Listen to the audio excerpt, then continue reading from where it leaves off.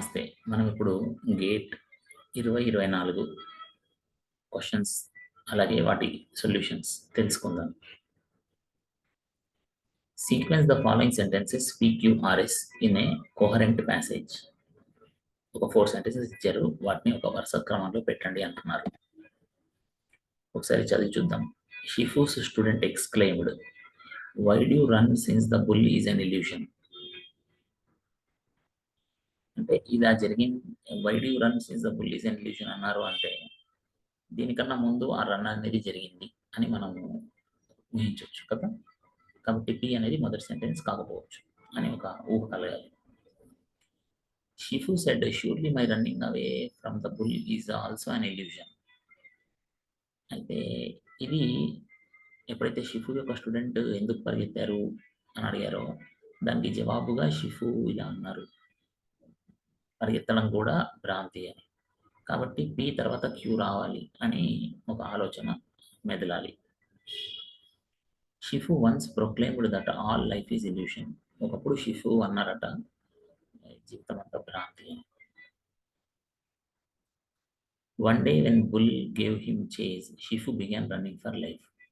ఈ 4 చదివినాక మీకు అనిపించట్లేదా? ఇప్పుడు ఒక వరుసలో చదువుతా చూడండి. మొదట Shifu once proclaimed that all life is illusion. అంటే ఒకప్పుడు షిఫు అన్నారు, జీవితం భ్రాంతి వంటిది అని అన్నారు. అలా అన్న వ్యక్తి one day when the bull gave him a chase, Shifu began running for life.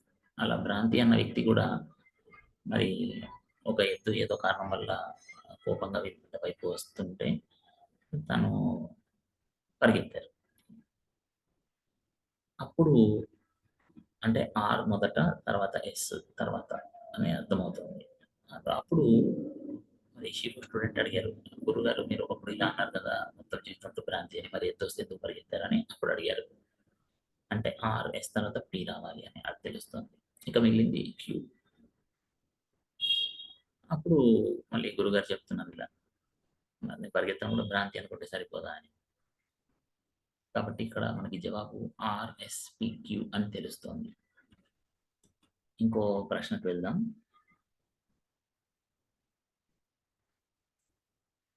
Four identical chalks, cylindrical chalk sticks, each of radius r equal to 0.5 cm and length L equal to 10 cm are bound tightly together using duct tape as shown in the following figure.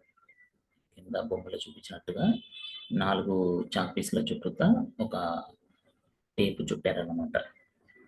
ప్రశ్న ఏంటంటే the width of the duct tape is equal to the length of the chalk stick. The area in centimeter square of the duct tape required to wrap the bundle of chalk sticks once is. ఈ చుట్టబెట్టడానికి కావాల్సిన ఆ tape యొక్క వైశాల్యం ఎంత, centimetre square, చదరపు సెంటీమీటర్లో అడిగారు. దీన్ని చేయడానికి మనము ముందు బొమ్మ గీసుకుందాము. కాబట్టి ఇక్కడ మనము బొమ్మ గీయడానికి నేను గీస్తున్నా, గమనించండి. ఒక చాక్ పీసు, చాక్ పీసు, మూడో చాక్ పీసు,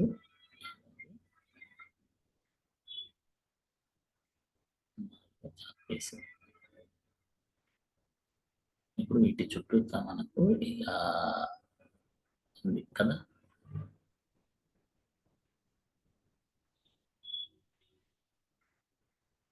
ఇలా ఉంది కదా. ఇందులో మీరు గమనిస్తే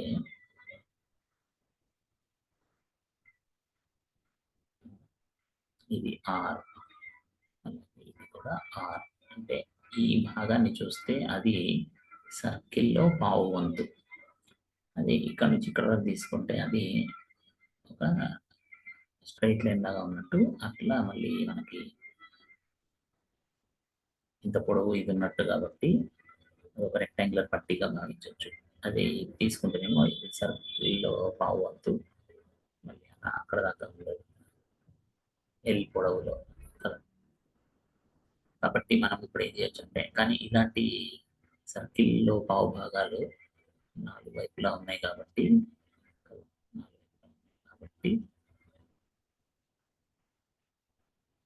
మనకి సర్కిల్లో పావు భాగం అంటే ఎంత, ఫస్ట్ సర్కంఫరెన్స్ ఎంత సర్కిల్ది 2πr అని తెలుసు. 4వ వంతే తీసుకుంటే బై 4, కానీ అలాంటిది 4 వైపులా ఉంది కాబట్టి ఇంటూ 4, ఈ 4 కట్ అయింది. ఇప్పుడు 2 ఇంటూ ఆర్, ఆర్ వాల్యూ 0.5 అని ఇచ్చాడు సెంటీమీటర్, 0.5 సెంటీమీటర్లు, 2 ఇంటూ ఆర్ 1 అవుతుంది, 5 మిలియన్. సో 5 మరి అంటే ఈ ఆర్క్ లెంత్ అనమాట. ఈ ఆర్క్ అలా 4 ఆర్క్లు, ఓకేనా? ఇక్కడ ఆర్క్, ఇక్కడ ఆర్క్, వాటి పొడవు ఎంత మొత్తం కలిపి అంటే 5, ఓకేనా? మరి అది దాని ఇటు ఇది చూసుకుంటే విడ్త్ వైజ్ అంటే ఇక్కడ ఇది ఎంత అన్నాడు, లెంత్ ఆఫ్ ద చాక్ ఎంత ఉందో అంత అన్నాడు కదా. సో ఇంటూ 10 వస్తుంది, రైట్? ఒకలాగా చెప్పాలంటే ఇగో ఈ భాగము, మళ్ళీ ఇక్కడ భాగము, మళ్ళీ ఇక్కడ భాగము, ఇక్కడ భాగం ఇలా ఉన్నాయి కదా, కానీ మళ్ళీ ఇట్లా పొడవు కూడా ఉంది 10 పొడవు లాగా. సో ఇవన్నీ ఒకవేళ దగ్గర దగ్గర చేరిస్తే ఒకలాగా చెప్పాలంటే అది ఒక సిలిండర్ లాగా అయిపోయినట్టే. ఈ 4 ముక్కలను దగ్గర దగ్గర చేయగలిగితే సరేనా, అంటే బేసిక్గా అది ఒక సిలిండర్ ఏర్పడ్డట్టే.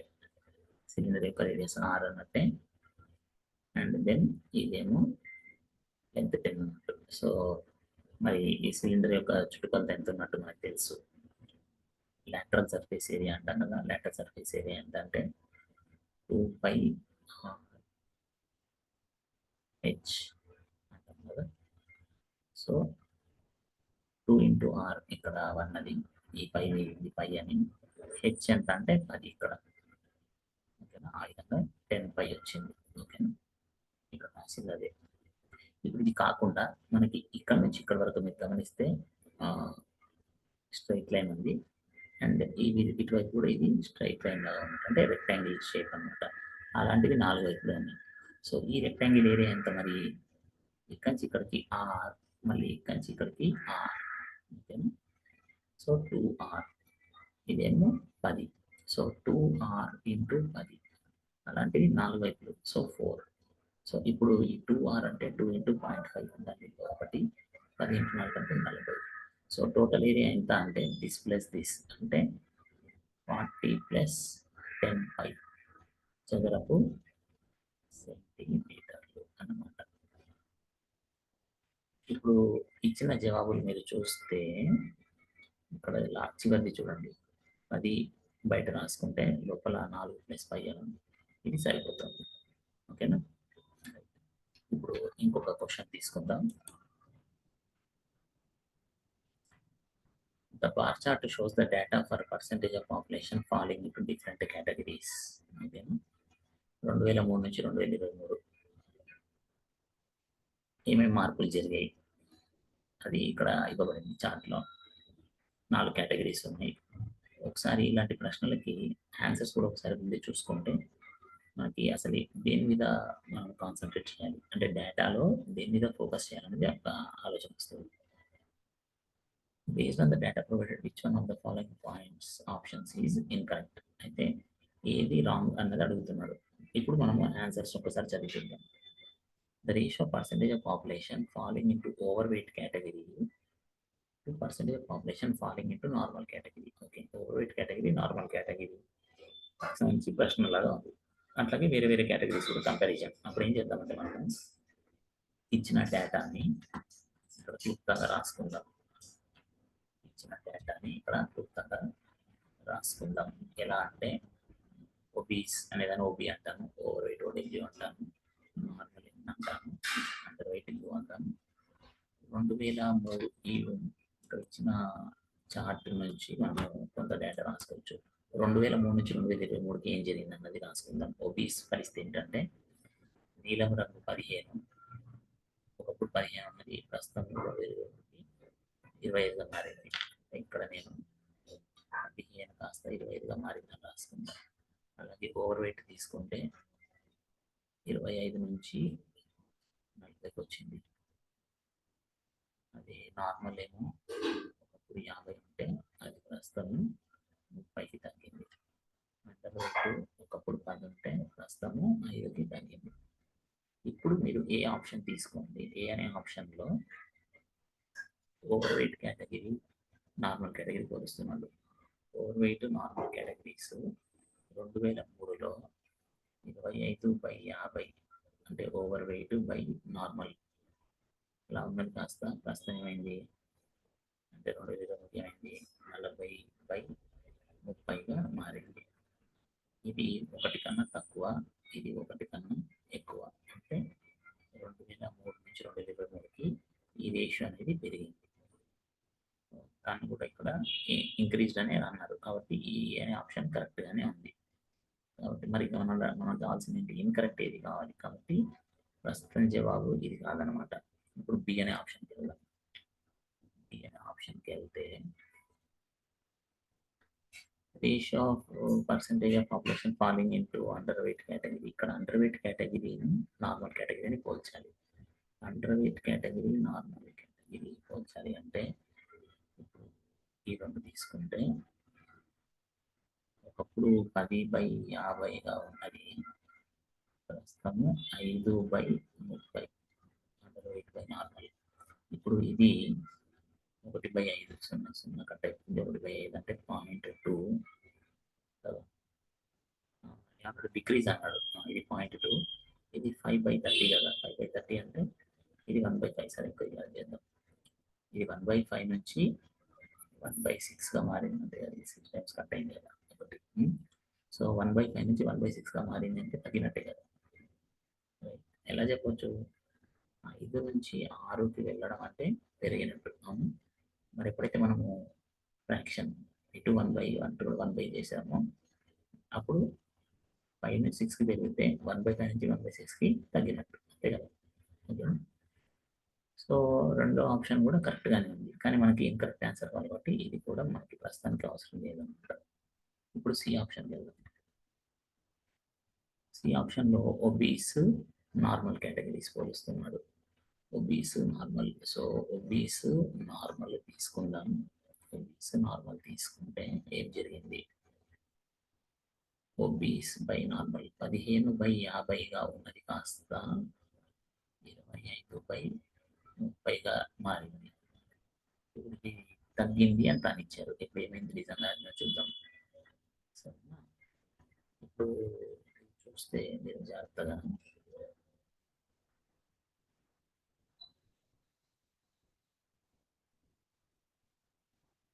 5/10 5/3 అంటే 3/10 అంటే 0.3. ఇది 0.3 నుంచి ఇక్కడ ఏమైంది? ఇది 5/5ల 5/6. 5/6 అంటే 5/6 కదా. 5/6 విలువ ఎంత? సుమారుగా చూసుకో. 6/4 42 6/2 అంటే 0.8 ఇంకా చిల్లర వస్తుంది. అంటే 0.3 నుంచి 0.8కి మారింది. 0.8 చిల్లరకు మారింది అంటే పెరిగింది. కానీ ఇక్కడ ఏమంటున్నారు గమనించండి, డిక్రీజ్ అనే పదం వాడారు అంటే తప్పు ఉంది. మనకి ఇక్కడ ప్రస్తుతానికి కావాల్సింది కూడా తప్పు జవాబు ఏంటి అని కదా.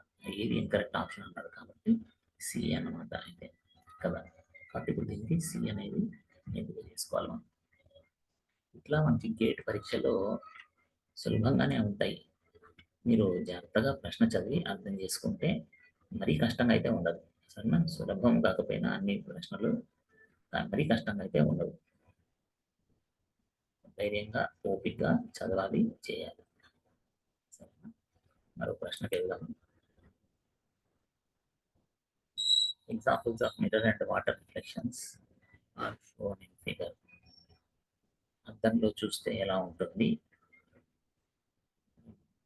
అలాగే నీళ్ళలో చూస్తే ఎలా ఉంటుంది. బింబ ప్రతిబింబం లాగా అనమాట. సరేనా? నీడలాగా.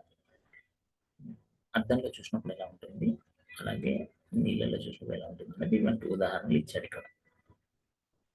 దీన్ని బట్టి ఏమంటున్నాడు ప్రశ్న చూద్దాం. An object appears as the following image after first reflecting in mirror and then reflecting on water. ముందు అద్దంలో, ఆ తర్వాత నీళ్ళల్లో రిఫ్లెక్షన్ పడ్డాక ఇలా కనబడుతుందంట. 5.24 లా కనబడుతుందట.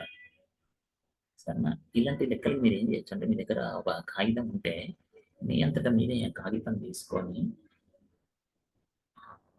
విధంగా మడతలు పెట్టి, ఓకేనా, ముందు మిర్రర్, ఆ తర్వాత నీళ్ళల్లో అట్లా మడత పెట్టినప్పుడు ఏమవుతుంది, అప్పుడు ఇది కనబడాలట. సో దాని రివర్స్ కనుక మీరు చేసుకోగలిగితే ప్రాసెస్ పేపర్ కనుక చేతిలో ఉంచుకొని ఈజీగా వచ్చేస్తుంది. మరి కొన్నిసార్లు ఎగ్జామ్ హాల్లో పేపర్ మాత్రం పెట్టాలంటే కుదరవనుకుంటే కనుక అప్పుడు కొంత ఊహ చిత్రం మనము వేసుకోగలగాలి. సరేనా?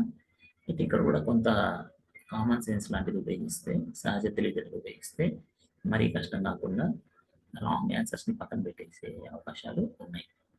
ఎలా అన్నది మనం ఇప్పుడు చూద్దాం.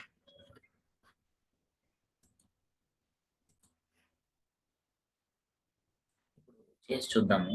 ఉదాహరణకి మొదటిది కరెక్ట్ అనుకుందాం. సపోజ్ మొదటి కరెక్ట్ అయితే పరిస్థితి ఏంటి? ఇక్కడ బొమ్మ తీసుకుందాం. మొదటి కరెక్ట్ అనుకుంటే అంటే మొదటిది ఎలా ఉంది? ఇలా ఉంది చూడడానికి, ఇలా ఉంది కదా, ఇలా ఉంది కదా. ఇప్పుడు దీన్ని మిర్రర్ చేయాలి. మిర్రర్ అంటే ఇది కరెక్ట్ ఆన్సర్ అనుకుంటే మనం మిర్రర్ చేసి ఆ తర్వాత నీళ్ళల్లో అనేది చేయాలి కదా. సో అద్దంలో పెట్టినప్పుడు ఏమవుతుంది పరిస్థితి ఒక్కసారి మనం చూస్తే ఇక్కడ జాగ్రత్త చూడండి. కొంచెం పెద్దగా రాస్తాను.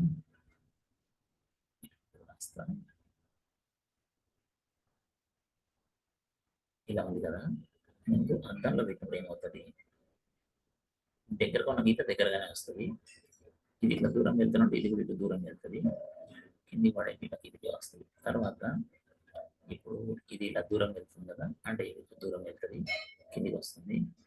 తర్వాత ఇది కిందికి వచ్చేది కిందికి వచ్చింది అనమాట. తర్వాత ఇది దగ్గరకు వచ్చాను, ఇది దగ్గరకు వస్తుంది. తర్వాత కిందికి పడుతుంది, కిందికి పడ్డది. తర్వాత దూరం వెళ్తుంది, తర్వాత తర్వాత ఈ చుక్క ఇక్కడ చుక్క లాగా వచ్చింది. తర్వాత ఇప్పుడు మీరు చూస్తే ఇది నా దగ్గరకు వచ్చింది, అది ఇలా దగ్గరకు వస్తుంది, కిందికి వెళ్తుంది. ఇది దూరం వెళ్ళింది అంటే మళ్ళీ దూరం వెళ్తుంది కిందికి మళ్ళీ. సరేనా? అంటే ఇది ఇలా మారింది అద్దంలో పెట్టినప్పుడు. అదే మళ్ళీ నీళ్ళలో పెట్టినప్పుడు ఏమవుతుంది? ఇలా చూసుకోండి. ఇప్పుడు చూస్తే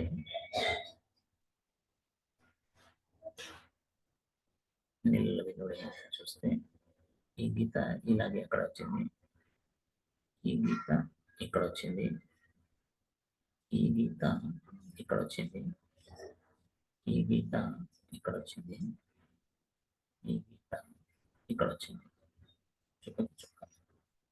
తర్వాత ఈ గీతకి అంటే ఎప్పుడు కూడా ఎక్కడైతే మనకు ఆ బార్డర్ ఉందో దాన్ని చూడబెట్టడం సులభంగా ఉంటుంది.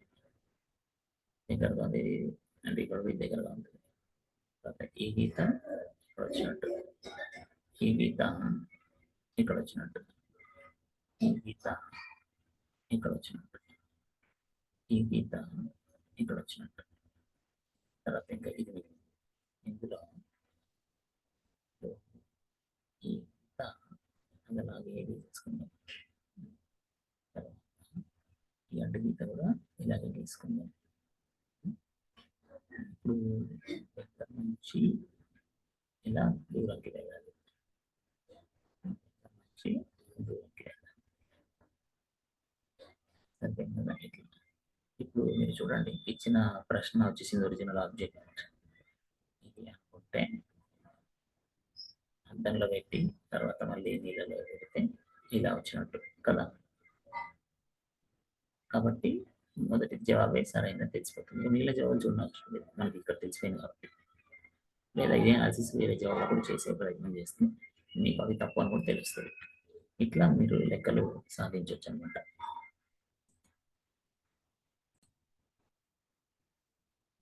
ఇప్పుడు మరో లెక్క తీసుకుందాం.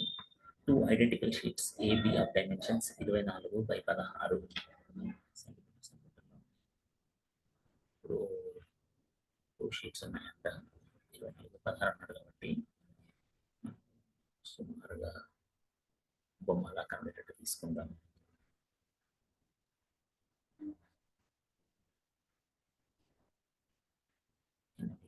ఎనిమిది లాగా భావించుకుంటే ఒక్కొక్క ముక్కని 8, 8, 16, 8, 8, 8, 24 అలా అనమాట. ఒక 4 తీసుకుందాం. సరే, ఇలా ఉంది. నేను పర్ఫెక్ట్ రెక్టాంగిల్ లా గీయట్లేదు, కొంచెం మీరు జాగ్రత్తగా తీసుకోండి. నేను కొంచెం పర్ఫెక్ట్గా గీస్తాను, మీకు విషయం అర్థమవుతుంది అనుకుంటున్నాను. పర్ఫెక్ట్ రెక్టాంగిల్ తీసుకోవాలి అసలు అయితే. ఇలా 2 షీట్స్ ఉన్నాయి, ఇది ఏ అందం, ఇది బి అందం, ఇది ఈ అందం ఉదాహరణకి అలా. సరే, ఇప్పుడు can be folded into two halves, FO1 FO2 operations. FO1 FO2 operations ఉన్నాయి. FO1 ఆపరేషన్ ఏంటంటే axis of folding remains parallel to the initial long edge. FO1 లో లాంగ్ ఎడ్జ్ కి ప్యారలల్ గా మధ్యలో మడత పెట్టాలి. FO2 ఏంటంటే axis of folding remains parallel to initial short edge. తొలుత షార్ట్ ఎడ్జ్ ఏదుందో దానికి ప్యారలల్ గా మడత పెట్టాలి. అది కూడా ముఖ్యం ఇక్కడ.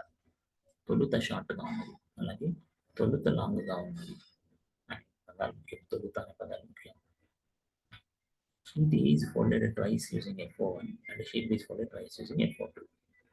అప్పుడు ఫైనల్ షేప్స్ ఆఫ్ AB ఏంటి అన్నారు. సో ఇప్పుడు ఏని FO1 అంటే ఏంటి?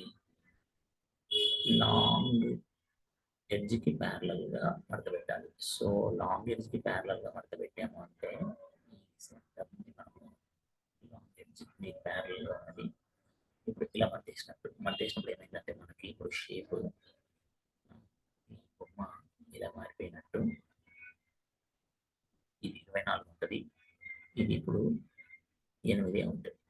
ఈ పాయింట్ అర్థమైంది అనుకుంటున్నాను. ఈ పరిస్థితి ఇలా ఉంది. బి పరిస్థితి ఏంటంటే ఇనీషియల్గా షార్ట్ ఎడ్జ్కి ప్యారలల్గా మడత పెట్టారు కాబట్టి ఇది మడత పెట్టడానికి ఆధారంగా తీసుకున్నారు అనమాట. ఇది ఇలా మడతేసారు అనమాట. అప్పుడు ఏమవుతుందంటే చూడడానికి అది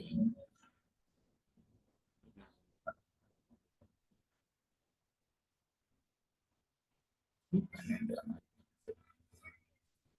ఇది 16, ఇది ప్రస్తుతం 12. ఎందుకు మొత్తం 24 కదా, మధ్యలో అంటే 12 పైన 12 కింద 12 అలా మారింది. ఓకేనా, ఈ పరిస్థితి ఇప్పుడు మనం ఏం చేద్దామంటే తీసుకొని రాసుకోవడానికి నెక్స్ట్ ఆపరేషన్ చూడండి. ఇప్పుడు ఏమంటున్నారు, మళ్ళీ దీని మీద FO1 మళ్ళీ చేయాలి. దీని మీద FO1 చేయడం అంటే ఏంటి? ఇనిషియల్ లాంగ్ ఎడ్జ్కి ప్యారలల్గా, ఇనిషియల్ లాంగ్ ఎడ్జ్ ఇదే, దీనికి ప్యారలల్గా ఒక మడత పెట్టాలి. అంటే ఇక్కడ మడత పెట్టినట్టు అప్పుడు బొమ్మ కాస్త అంటే ఇలా మడత పెట్టినాం కాబట్టి ఇప్పుడు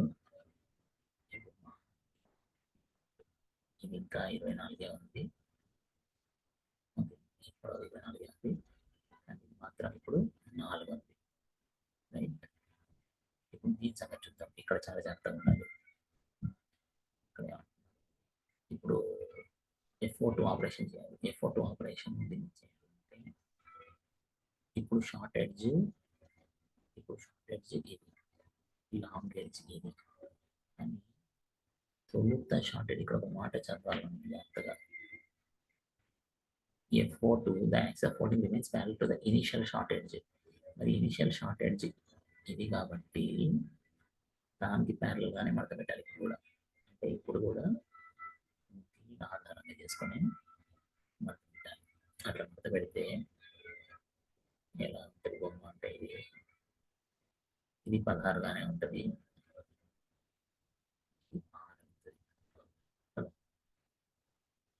ఇప్పుడు పెరిమీటర్స్ యొక్క రేషియో అడుగుతున్నాడు. పెరిమీటర్స్ యొక్క రేషియో అడిగితే మనకి పెరిమీటర్ తెలుసు కదా, చుట్టుకొలత 24 + 4 + 24 + 4 అంటే 2 × L + B అంటాం కదా.